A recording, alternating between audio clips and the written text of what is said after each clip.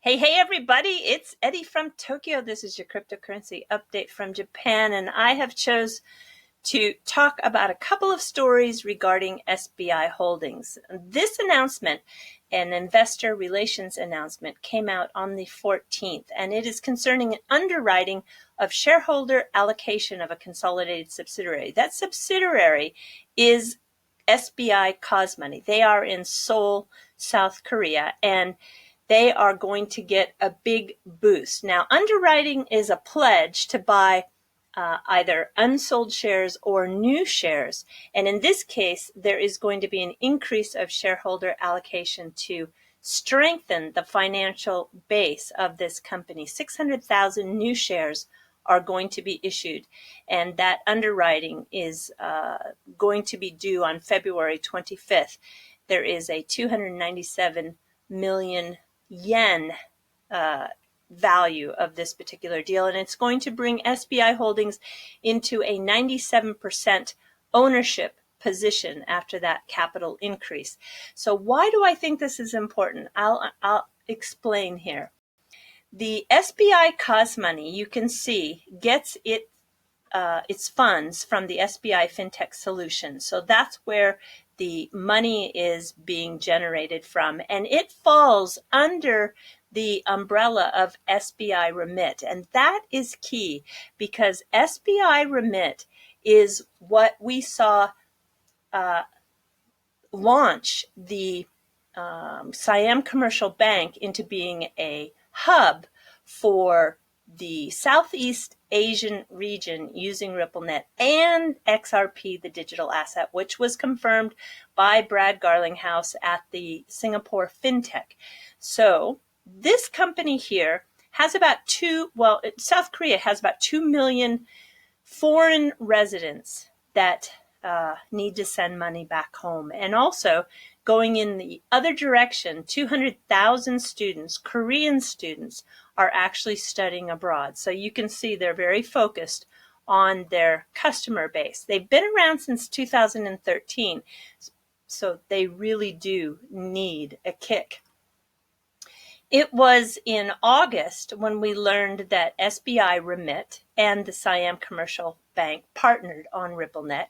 They were, of course, the first to use the multi-hop technology, and they delivered a better remittance service and lower fees for the Thai workers living in Japan. And now we know how important the Siam Commercial Bank is because they had such a great experience in this test, which was really a part of Mr. Kitao-san pushing that test to be done. And you can see here, SBI Remit. So the overview, it basically is 10 billion monthly cumulative payment volume in Japanese yen. 90% of the customers are foreigners living in Japan. And yeah, it took about 3 months to implement the Ripple technology when it was announced. This is from the Ripple website. And it, of course, settles payments in 2 to 5 seconds. Anyway, whenever I see SBI Remit, I pay attention because this is part of the initiative that will continue to grow the technology and the use of the XRP digital asset. I'm just sure of it.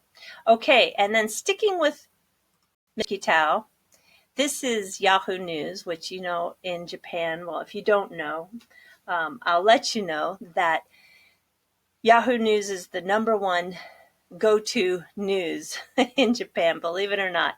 So this is from today, and this is the Yahoo digital version. And we learned that it has been confirmed that this new company that's being formed by SBI, it's called the Neo Mobile Securities, and they're going to kind of nickname it as Smaho Securities, which means smartphone. It's really colloquial use of kind of English in Japanese. Smaho is smartphone. So this alliance or partnership we knew about before, but now we are really seeing for sure how it is going to shape up. And that's with the CCC group. Now they have a Tea Points card, and you think to yourself, because I'm originally from the United States, and yeah, point cards are pretty popular, but they are so super popular here in Japan. As a matter of fact, 68 million Japanese have a Tea Point in their wallet, and 80% of those users are in their 20s, believe it or not. So it's super popular for that particular demographic. And Mr. Kitao wants to target the 20-something customer base with smartphones who are using their phones to conduct financial transactions, because he is going to make it possible to use their T points for the SBIVC Trade site. The demographics are the same, so he says the synergy is huge. And this will start in April. So this is like the first of, I think, many big promotions that are going to come to promote the SBIVC Trade site. And trust me, the T Points card, this is what it looks like right here. The T Points card, if you're in Japan, you just can't miss it. Everybody accepts the T Points card. So it's a big deal. Okay, I want to go to another article. And this is something that took place at the summit. They gave an exclusive interview to Coin Tokyo. And of course, it is really kind of a Japan-centric, but I still think that for people who are following Justin Sun and TRON, it's still interesting. So, you know, in the interview, Justin said that the reason why he started TRON is because he wanted to go up against or to face Facebook and Google. And they have a slogan, non-centralized web. So it's their mantra. And they have some advantages. They are doing 3.6 million transactions a day. It's 7 times more than the nearest competition. And he thinks also one of the advantages of TRON is that you can vote with your tokens. They have 145 decentralized apps on the platform now that's growing by about 3 per day. Justin wants to see 2,000 decentralized apps or DApps this year. And he projected that Chinese companies will start to collaborate with Japanese companies in blockchain because of Japan's rules and regulations are in such good condition. So I just thought it was a great article, and I am always just following what TRON is doing. And in addition, TRON is planning to establish a Japanese branch this year, which will create jobs. And he's going to look at getting into the entertainment segment and the sports segment of those vertical industries. So he said that we will focus on Japan market and enrich ourselves in a world with blockchain technology. Okay, everybody, we're jumping to fluff already.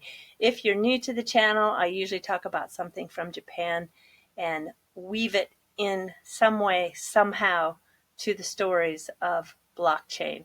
And today I want to talk about Saga. This is a region in southern part of Japan, the main, of the island of Kyushu. So here's Tokyo here. And if you follow my mouse, there is Saga. Saga is very rich in history.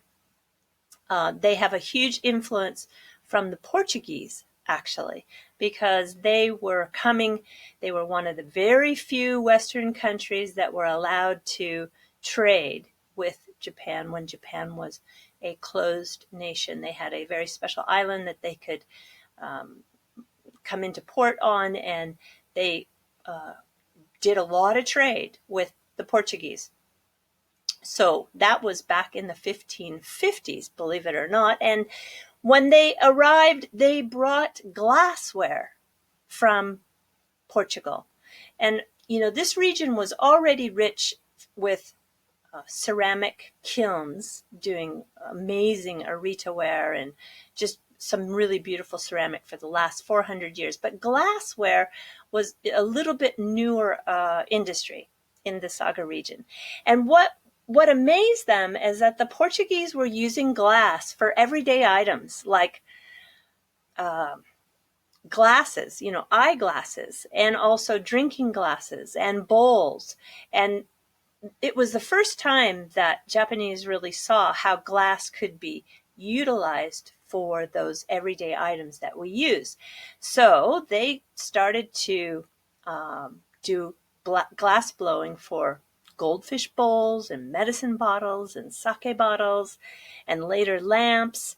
But the industry has been, struggling because, well, just times change and products change and just manufacturing changes and people's taste changes. So if you do go to this area, it's got a really beautiful castle. I just wanted to put that in. But this is one of the last glass blowers in Saga, and it's kind of special. It is,